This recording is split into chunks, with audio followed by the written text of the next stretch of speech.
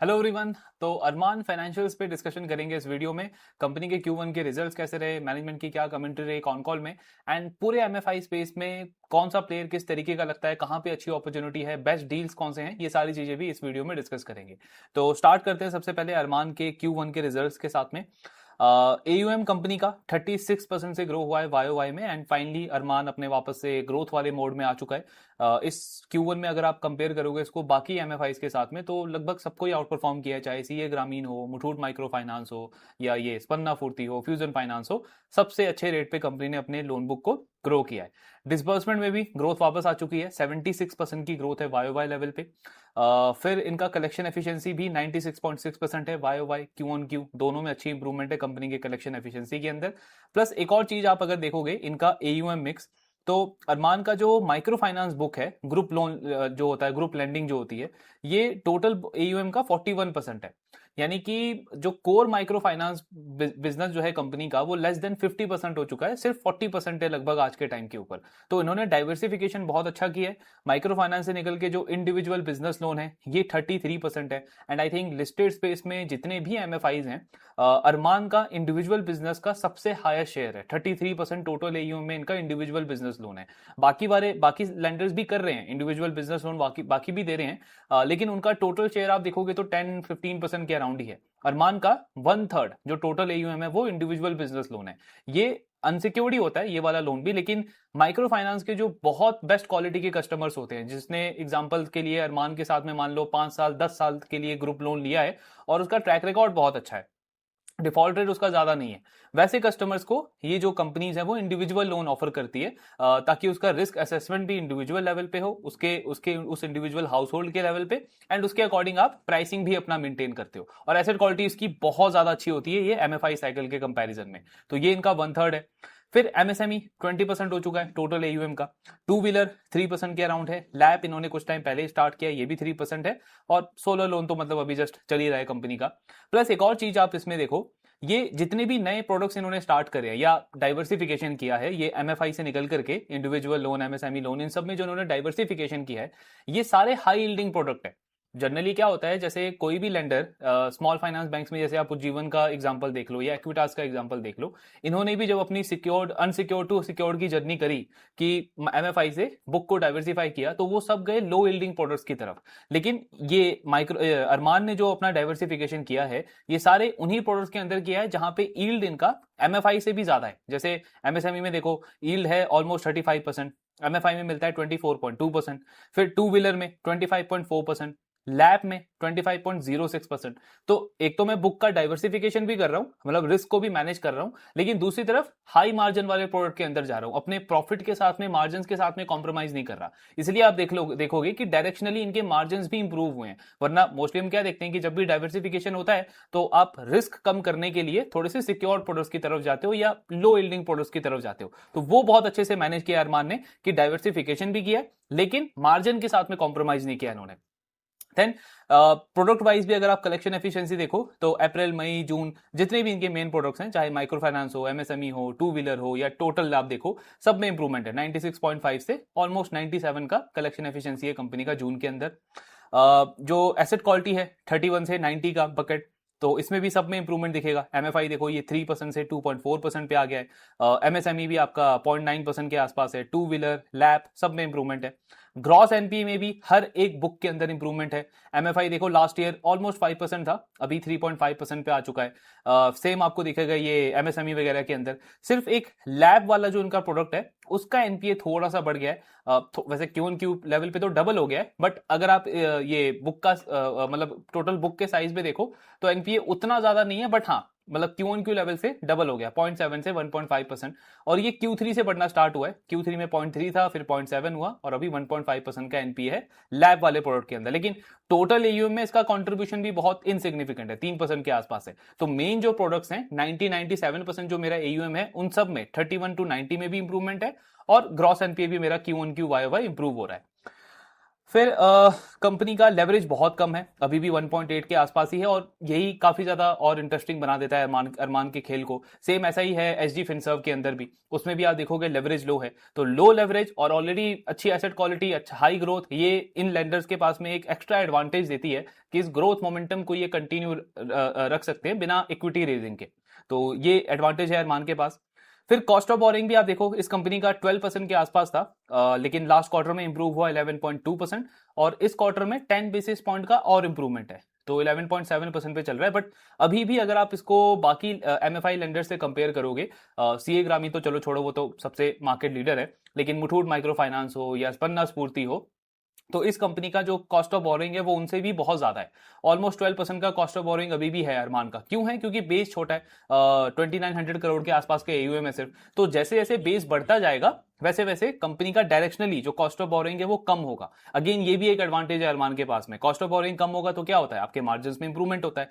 तो ये एक कंपनी के पास में एक एक्स्ट्रा लेवल है मार्जिन इंप्रूवमेंट का। फिर पीएनएल इनका देखें तो ग्रॉस टोटल इनकम 34% से ग्रो किया है, इसमें नेट इंटरेस्ट इनकम का भी बहुत बड़ा रोल है। जो नेट टोटल इनकम आप देखोगे फाइनेंस कॉस्ट को माइनस करके, यानी कि इंटरेस्ट एक्सपेंस को बेसिकली माइनस करके, जिसको रेवेन्यू भी बोलते हैं, तो आपका ग्रोथ है 39% का। फिर जो ऑपरेशनल एक्सपेंसेस हैं उसको अगर हम डिडक्ट करें तो आपका जो पीपीओपी है, प्री प्रोविजनिंग ऑपरेटिंग प्रॉफिट, इसमें 39% की ग्रोथ है। तो मतलब ऑपरेटिंग लेवरेज मिला, क्योंकि एयूएम की ग्रोथ है 35-36%, और जो मेरा ऑपरेटिंग पैट है उसमें 39% की ग्रोथ है। इनफैक्ट अगर आप क्यू ऑन क्यू देखो तो ऑपरेटिंग पैट कंपनी का 29% से ग्रो करा है। मतलब अगर मैं इसको एनुअलाइज करूं तो लगभग 100% की ग्रोथ होगी अगर मैं फुल ईयर के बेसिस पे देखूं। तो ऑपरेटिंग लेवरेज कंपनी को बहुत अच्छा मिल रहा है। फिर जो प्रोविजंस हैं या राइट ऑफ है, ये कंपनी का वाई वाई लेवल पे ऑलमोस्ट 3x इंप्रूवमेंट है लास्ट ईयर Q1 से अगर हम कंपेयर करें। Q1Q मार्जिनली बढ़ा है, लेकिन वाई वाई आप देखो तो ऑलमोस्ट 3 टाइम्स इसमें इंप्रूवमेंट देखने को मिला है, जिसकी वजह से जो बॉटम लाइन है कंपनी का वो पॉजिटिव हो गया 45 crore. Last year first quarter में कंपनी का लॉस था 14-15 करोड़ का। और Q1Q लेवल पे भी 10% की ग्रोथ है पैट में अरमान की, जबकि Q1 सीजनली इतना अच्छा नहीं होता एज कंपेयर टू Q4। तो प्रॉफिटेबिलिटी में भी काफी अच्छी परफॉर्मेंस है। फिर कंपनी के मार्जिन जैसे हमने डिस्कस किए, आप देखोगे कंसिस्टेंट इंप्रूवमेंट है। 16% का निम आज 17.4 17.5% पे चला गया है। ऑपरेटिंग लेवरेज मिल रहा है क्योंकि सेम खर्चे के ऊपर आप इनकम अब जनरेट करना स्टार्ट कर दिया आपने। तो कॉस्ट टू इनकम जो कंपनी का 52% चला गया था Q4 में, ये Q ऑन Q इंप्रूव होकर के 44.3% पे आ गया। यील्ड भी कंपनी का बढ़ता जा रहा है, क्योंकि MFI book, high yielding book जो पहले डी ग्रो कर रही थी अब वो भी ग्रो करने लग गई है। तो यील्ड कंपनी का 26.5% है। तो मतलब दोनों लीवर्स काम कर रहे हैं मार्जिन के लिए। पहला तो कॉस्ट ऑफ बोरिंग वो भी इंप्रूव हो रहा है, दूसरा यील्ड में भी इंप्रूवमेंट है। तो उसकी वजह से आपका निम कंसिस्टेंटली इंप्रूव करता जा रहा है। और फिर asset quality Q on Q अच्छी इंप्रूवमेंट है, कंसोलिडेटेड एसेट क्वालिटी है ये। तो 3.4% का ग्रॉस एनपीए अभी 2.8% है, जिसकी वजह से ओवरऑल आप देखोगे तो ये सेकंड कंसेक्यूटिव क्वार्टर है अरमान का जहां पे आरओए ऑलमोस्ट 6.5% का आया इनका 6.4%, और आरओई ये तो बिल्कुल 19% टच कर रहा है इस क्वार्टर में। लास्ट क्वार्टर में भी 18% था, इस क्वार्टर में भी 19% के आसपास का आरओई है कंपनी का। तो नंबर्स वाइज अगर हम देखें तो जितने भी एमएफआई के इस क्वार्टर में रिजल्ट आए हैं, चाहे स्मॉल फाइनेंस बैंक के साथ में कंपेयर करो या कोर ये एनबीएफसी एमएफआई के साथ में कंपेयर करो, सबको इन्होंने आउट परफॉर्म किया है। चाहे एयूएम की ग्रोथ हो, यील्ड एक्सपेंशन हो, मार्जिन एक्सपेंशन हो, कॉस्ट ऑफ बोरिंग इंप्रूवमेंट हो, रिटर्न रेशियोज हो, एसेट क्वालिटी हो, क्रेडिट कॉस्ट हो, सब पे इन्होंने बाकी प्लेयर्स को आउट परफॉर्म किया है। अभी कमेंट्री क्या है मैनेजमेंट की, तो एज यूजुअल कंजर्वेटिव ही रहती है इनकी मैनेजमेंट।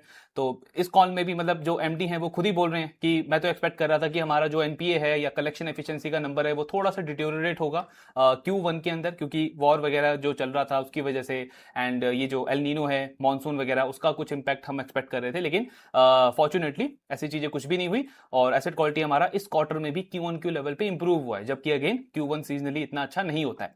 तो एसेट क्वालिटी इंप्रूव हुई है। फिर एक और चीज इन्होंने बोली कि ये जो एसेट क्वालिटी हमारी इंप्रूव हो रही है ये सिर्फ इस वजह से नहीं है कि पूरा साइकिल टर्न अराउंड कर रहा है। मतलब जैसे पूरी इंडस्ट्री में हर एक प्लेयर का हम देख रहे हैं कि अभी वो वाला फेज जा चुका है जहां पे एनपीए बढ़ते हैं, सबकी रिकवरी हो रही है। तो उनका कहना है कि हमारा जो एसेट क्वालिटी इंप्रूवमेंट है सिर्फ उसकी वजह से नहीं है। इनका रिजेक्शन रेट अगर आप देखोगे तो अभी भी इनका कहना है सेम है, बहुत हाई लेवल पे। लास्ट क्वार्टर में इन्होंने शायद बताया था 70 या 75% का रिजेक्शन रेट है। यानी बहुत सारे कस्टमर्स की जो क्वेरी आती है, जो लोन बुक कंपनी के पास में इंक्वायरी आती है, उनको ये रिजेक्ट कर देती है 70-75%। अगर वो ये ना करे तब तो उनका एयूएम ऑलमोस्ट 45-50% पे ग्रो कर सकता है, जो ये करते भी थे प्री क्राइसिस वाले टाइम पे देखोगे तो। अरमान का एयूएम 45-50 इवन 60% पे भी ग्रो करता था, क्योंकि एक तो बेस छोटा है और ये सबसे एफिशिएंट प्लेयर है पूरे एमएफआई स्पेस के अंदर। लेकिन लेकिन अभी कंपनी ने बहुत स्ट्रिक्टनेस करी हुई है अपने अंडर राइटिंग के अंदर, जो ये आपके फिल्टरेशन होती है उसको काफी स्ट्रिक्ट किया हुआ है, तो काफी सारे कस्टमर्स को कंपनी रिजेक्ट कर रही है, उसके बाद भी 35-36% का ग्रोथ है। और वही मैनेजमेंट बोल रहा है कि ये स्ट्रक्चरल इंप्रूवमेंट है हमारे एसेट क्वालिटी में, क्योंकि एक तो हमने रिजेक्शन रेट काफी बढ़ाया हुआ है, सिर्फ अच्छे कस्टमर्स को हमने ऑनबोर्ड किया है, दूसरा इन्होंने अपना मॉडल भी चेंज कर दिया ना, जिसकी वजह से इनका ओपेक्स काफी बढ़ गया था। जैसे इन्होंने क्या किया, पहले क्या होता था कि जो ऑफिसर मेरा अंडर राइटिंग कर रहा है वही ऑफिसर मेरा एक तरीके से कस्टमर भी लेकर के आ रहा है, कलेक्शन का भी काम कर रहा है, जो जैसा टिपिकल एमएफआई कंपनीज में होता है। तो अब क्योंकि उसमें कॉन्ट्राडिक्शन ना हो या कॉन्फ्लिक्ट ऑफ इंटरेस्ट ना हो, उसकी वजह से इन्होंने पूरा मॉडल चेंज कर दिया है। हाई ओपेक्स है, मतलब ऑपरेशन एक्सपेंसेस आपके बढ़ गए, तो इन्होंने क्या किया, क्रेडिट अंडर राइटिंग की टीम बिल्कुल अलग कर दी है। उनका काम सिर्फ ये है कि लोन की क्वालिटी देखना, कस्टमर की क्वालिटी देखना, उसका ट्रैक रिकॉर्ड देखना, तो वो सिर्फ इस बात के लिए अकाउंटेबल हैं कि आपने कितने अच्छी क्वालिटी का लोन को डिसबर्स किया या अप्रूव किया। और जो कलेक्शन ऑफिसर है उसका सिर्फ काम है कि कलेक्शन पे ध्यान देना, मतलब दोनों चीजें इन्वॉल्व नहीं है। उससे आपका ओपेक्स तो बढ़ जाता है क्योंकि आपको एक्स्ट्रा मैन पावर हायर करनी पड़ती है, सिस्टम बिल्ड करना पड़ता है, जो कि इनका हुआ भी। लेकिन मतलब over a period of time management का कहना है कि आपकी एसेट क्वालिटी इंप्रूव हो जाती है, और जो इतना हाई वॉलेटाइल एनवायरनमेंट है स्पेशली अनसिक्योर्ड सेगमेंट के अंदर, उसको आप कुछ हद तक मैनेज कर पाते हो। तो अब कंपनी का एक तरीके से इनका कहना है कि हमारा जो इतना ओपेक्स हाई था पिछले कुछ क्वार्टर तक, अब धीरे धीरे हमको उसमें एडवांटेज आएगा, क्योंकि सारे एम्प्लॉयज वगैरह तो हायर कर लिए हैं, लेकिन पहले वो अनप्रोडक्टिव थे, पहले वो सिर्फ रिकवरी पे फोकस कर रहे थे। अब क्योंकि बिजनेस एनवायरनमेंट इंप्रूव होना स्टार्ट हुआ है, तो आने वाले क्वार्टर्स में जैसे वो नए कस्टमर्स लेकर के आएंगे, लोन डिसबर्समेंट होगा, कलेक्शन करेंगे, तो हमारा ओवरऑल बिजनेस ग्रो होगा, सेम खर्चे के ऊपर ऑपरेटिंग लेवरेज हमको मिलेगा। तो जैसे ओपेक्स टू एम इनका देखोगे बीच में 9% चला गया था, अभी इस क्वार्टर में इंप्रूव होकर 8% आया है, एंड मैनेजमेंट का गाइडेंस है ये 7% तक जाएगा, यानी लगभग 100 बेसिस पॉइंट की इंप्रूवमेंट और होगी। सेम खर्चे के ऊपर ज्यादा बिजनेस जनरेट कर रहे हो, तो मेरा जो ऑपरेटिंग पैट है पीपीओपी, उसका ग्रोथ रेट और अच्छा होगा आने वाले क्वार्टर्स के अंदर भी।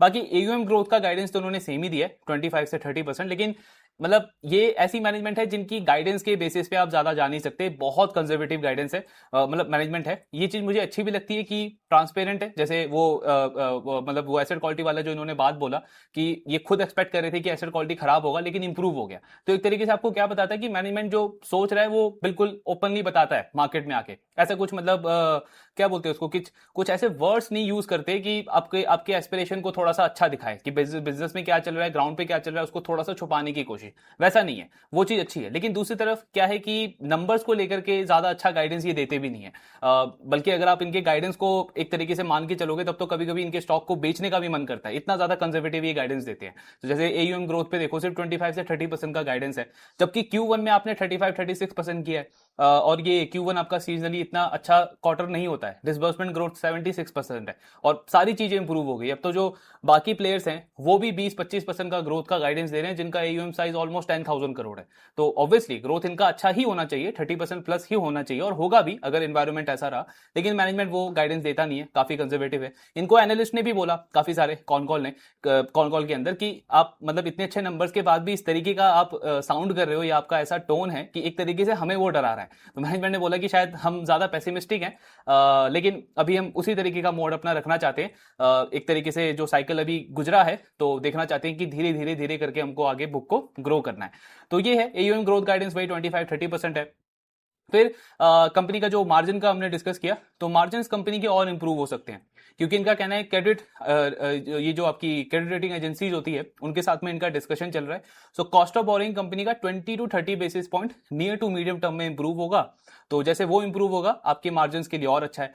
प्लस जो ईल्ड है कंपनी का ऑलमोस्ट 26% के आसपास का ईल्ड है, उस पर भी इनको पूछा गया, शायद सीए ग्रामीण और एक और लेंडर है जिन्होंने बात मतलब बोला है कि अपने जो ये ईल्ड है उसको वो कम करेंगे, थोड़ा बेनिफिट पास ऑन करेंगे अपने कस्टमर्स को 50-60 बेसिस पॉइंट। इनके मैनेजमेंट ने बोला है कि हमारा अभी ऐसा कोई इंटेंशन नहीं है, क्योंकि ये जो 25.6% का ईल्ड है हमारा, ये हमको लगता है कि रिस्क के अकॉर्डिंग हम इसको प्राइसिंग कर रहे हैं, और ये ईल्ड हम नियर टू मीडियम टर्म में इसको मेंटेन रखेंगे, और इनफैक्ट और बढ़ सकता है आने वाले टाइम के अंदर, क्योंकि ये जो एमएसएमई है, जो इंडिविजुअल बिजनेस लोन है, इन दोनों का शेयर आपका बढ़ रहा है टोटल एयूएम के अंदर, तो ईल्ड या तो और इंप्रूव होगा या नियर टू मीडियम टर्म में कंपनी का स्टेबल रहेगा। बट जो कॉस्ट ऑफ बोरिंग है वो कम होगी, तो मार्जिन का डायरेक्शन क्या हुआ, पॉजिटिव हुआ, 17.4% का निम है, ये बहुत आराम से 17.5 क्रॉस कर सकता है FY27 के अंदर ही, तो मार्जिन आपके बढ़ेंगे। दूसरी तरफ ओपेक्स कम होगा, ओपेक्स टू एम यानी ऑपरेटिंग लिवरेज आपको मिलेगा ऑपरेटिंग पैट के अंदर, और साथ में आपका जो क्रेडिट कॉस्ट है उसका गाइडेंस तो उन्होंने पहले 3% का दिया था, अभी इस कॉल के अंदर बोला है कि 3.5% के बीच में रहेगा, और अगर हम लकी रहे तो शायद 2.5% तक का क्रेडिट कॉस्ट कंपनी का हो सकता है। वैसे अगर आप बाकी लेंडर्स को देखोगे एमएफआईज को, उनकी कमेंट्री यही है, उनका क्रेडिट कॉस्ट का गाइडेंस यही है, 2.5 या उससे भी नीचे का गाइडेंस दिया है। मुथूट माइक्रो फाइनेंस ने भी सेम वैसा ही गाइडेंस दिया है। अरमान उन सबसे अच्छा एसेट क्वालिटी का ट्रैक रिकॉर्ड है इस कंपनी का, तो अगर उनका वैसा क्रेडिट कॉस्ट रहता है तो ये कंपनी भी बिलो 3% के आसपास का ही क्रेडिट कॉस्ट मेंटेन कर सकती है। गाइडेंस इन्होंने वैसे 3 से 3.5% का दिया है, बट वही है कि अगर ये लकी रहे तो उससे भी नीचे का क्रेडिट कॉस्ट का नंबर कंपनी का आ सकता है। फिर आरओए आप देखो तो वो भी लगभग 6.5% का है। अब मैनेजमेंट ने तो बोला है कि आरओए हमारा 3 या 3.5% के बीच में रहना चाहिए, लेकिन वो मीडियम टर्म का गाइडेंस है, सस्टेनेबल आरओए। ये वाला जो साइकिल अभी चल रहा है या पूरा FY27 अगर आप पकड़ो तो आगे चल के आपका लेवरेज बढ़ेगा, तो वैसे आरओए थोड़ा कम होगा, but still full year basis पे 5 से 6% का आरओए कंपनी बहुत आराम से मेंटेन कर सकती है। प्लस आरओई जो अभी 19% है, ये जैसे जैसे आप लेवरेज बढ़ाओगे तो 20% क्रॉस कर देगा। तो सारे मैट्रिक्स में आप देखो तो रेट ऑफ चेंज कंपनी का बहुत पॉजिटिव है, चाहे ग्रोथ हो, मार्जिन एक्सपेंशन हो, ऑपरेटिंग लेवरेज हो, एसेट क्वालिटी हो, या आपके रिटर्न रेशियोज हो। तो ओवरऑल डील बहुत अच्छी लगती है अरमान की। प्राइस टू बुक आपको अभी करंट दिखेगा 2.2 का या 2.1 का, रिजल्ट आने के बाद थोड़ा सा कम हो गया है। और अगर मैं फॉरवर्ड अर्निंग्स पे देखूं तो 1.7 से 1.8 का प्राइस टू बुक है अरमान का।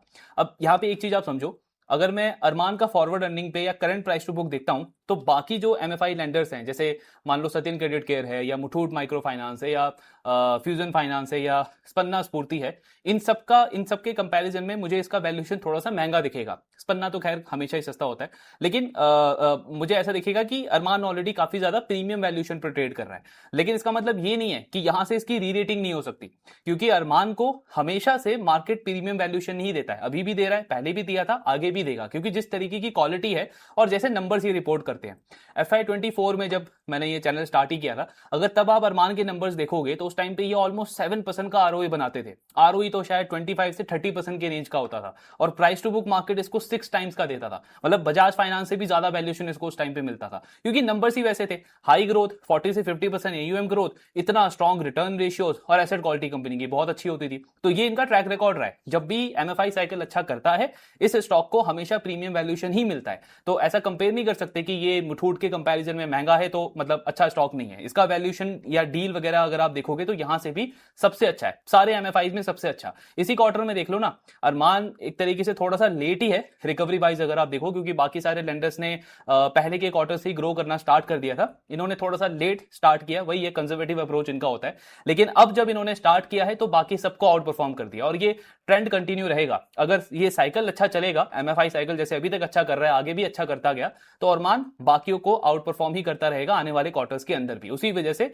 इसका वैल्यूएशन री रेटिंग का स्कोप भी बहुत अच्छा लगता है, क्योंकि फॉरवर्ड अर्निंग पे जो 1.7 1.8 का प्राइस टू बुक है, आप सिंपली सोचो फुल ईयर आरओई कंपनी का 20% प्लस जा रहा है, आरओई 5 to 6% का जा रहा है, एसेट क्वालिटी स्टेबल है, एयूएम ग्रोथ बाकी सारे प्लेयर्स के कंपैरिजन में सबसे फास्ट रेट पे होगा, और ऑपरेटिंग लिवरेज भी मिलेगा, ओपेक्स टू एयूएम भी आपका आगे चल के इंप्रूव होगा, प्लस बुक डाइवर्सिफिकेशन भी हो चुका है। बाकी सारे प्लेयर्स तो अभी भी 60-70% जो लोन बुक है उनका वो एमएफआई है, ये कंपनी 40% पे ले आई है अपने एमएफआई एक्सपोजर को। तो ये सारे लीवर्स क्या है, प्रीमियम वैल्यूएशन के लिए एक तरीके से स्टॉक को तैयार करते हैं कि 1.7 का प्राइस टू बुक बहुत आराम से आपका 2.5 से 3 के बीच में जाएगा। हालांकि हिस्टोरिकली आप देखो तब तो 4-5 का प्राइस टू बुक मिला है, बट अगर आप कंजर्वेटिव भी अप्रोच लेके चलो तो भी 2.5 से 3 का प्राइस टू बुक बनता है इसके स्टॉक के अंदर। यानी दोनों चीजें, वैल्यूएशन रेटिंग का स्कोप भी अच्छा है और साथ में बुक वैल्यू भी आपका ग्रो होगा, क्योंकि अर्निंग्स तो अभी ग्रो होनी स्टार्ट हुई है।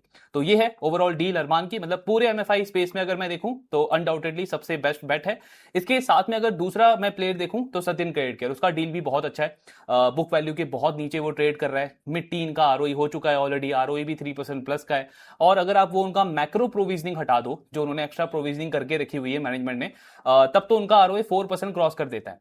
सिर्फ एक वो आसाम वाला चीज है जहां पे उनका 150-160 करोड़ का एक्सपोजर है, बट उसमें भी उन्होंने इंश्योरेंस वगैरह लिया हुआ है 100-110 करोड़ का। तो मतलब नेट एक्सपोजर अगर आप उनका देखो तो 40-50 करोड़ ही है असम वाले जगह पे भी। बट फिर भी अगर वो होता है तो एक टेम्पररी 1 से 2 क्वार्टर का थोड़ा सा पेन रहेगा, लेकिन उसके बाद भी आप देखो मार्जिन ऑफ सेफ्टी कहां पे है, वैल्यूएशन में, क्योंकि बुक वैल्यू के नीचे पहले ही वो स्टॉक जो है वो ट्रेड कर रहा है। प्लस ग्रोथ गाइडेंस भी उन्होंने बताया बढ़ाया है 20 से 25% का ग्रोथ। तो अरमान सबसे बेस्ट बेट है। उसके अलावा अगर मेरे को कहीं देखना है तो सचिन क्रेडिट केयर बहुत अच्छा बेट लगता है, मार्जिन ऑफ सेफ्टी है, वैल्यूएशन रेटिंग का बहुत अच्छा स्कोप है। इसके इसके अलावा भी अगर आपको कहीं देखना है तो Muthoot micro finance, fusion finance, ये दोनों भी अच्छे बेट्स हैं। बट हाँ, टॉप 2 अगर मेरे को देखना है तो अरमान और सचिन, ये 2 बेस्ट डील्स लगते हैं पूरे एमएफआई स्पेस के अंदर। तो ये था डिस्कशन इस कंपनी के ऊपर, या पूरा एमएफआई हमने एक तरीके से डील वाइज डिस्कस कर लिया है। बाकी और कुछ रिजल्ट्स हैं उनको डिस्कस करेंगे। आपके जो डाउट्स हैं शेयर करते रहिए। Thank you very much.